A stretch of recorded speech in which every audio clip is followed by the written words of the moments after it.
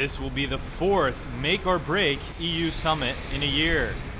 European leaders are gathering in Brussels later this week to come up with credible solutions to solve the euro crisis. But experts believe this meeting will be no panacea for the euro's problems. The European leaders have been meeting over the past 2 years successively. Each one of those summits was supposed to be the final one that was going to be the final cure. Obviously, this hasn't happened. International pressure is mounting amid fears of a full-scale economic crisis. EU leaders consider that more European integration is the long-lasting solution that markets are so intensively demanding. A banking union and issuing the so-called eurobonds are in the cards. Some elements of this banking union will be more integrated financial supervision and also more integrated deposit guarantees. And I think it is important to have this long-term vision about more Europe. But Germany still wants more fiscal discipline.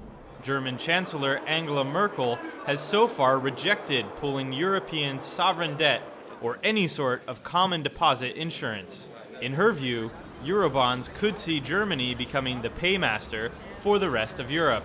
Germany is the paymaster, and yes, Merkel is the strong leader in Europe today, and yes, she's going to stick to her positions, and there is a need for face saving for the French president. As recession and high unemployment spread across Europe, Merkel's austerity is becoming less and less popular.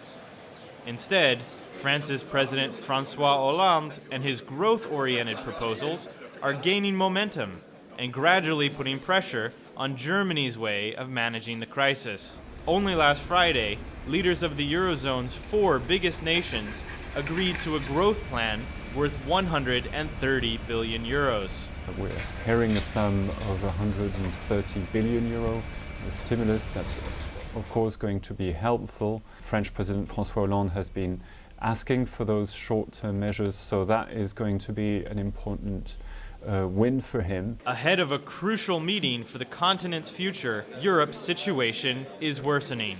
Spain on Monday formally requested a bailout of up to 100 billion euros to recapitalize its debt-ridden banks. In Greece, fears of a Greek euro exit were eased after the June election as political parties managed to form a pro-bailout government. The new Greek government is expected to push for a relaxation of the bailout terms. In Italy, technocrat Prime Minister Mario Monti is facing contagion effects while his popularity sinks. All this is happening against the background of the Greek crisis, but also an extremely worrying situation in Italy and Spain. Meanwhile, soaring financial markets seem to ignore European efforts to tackle this so-called systemic crisis.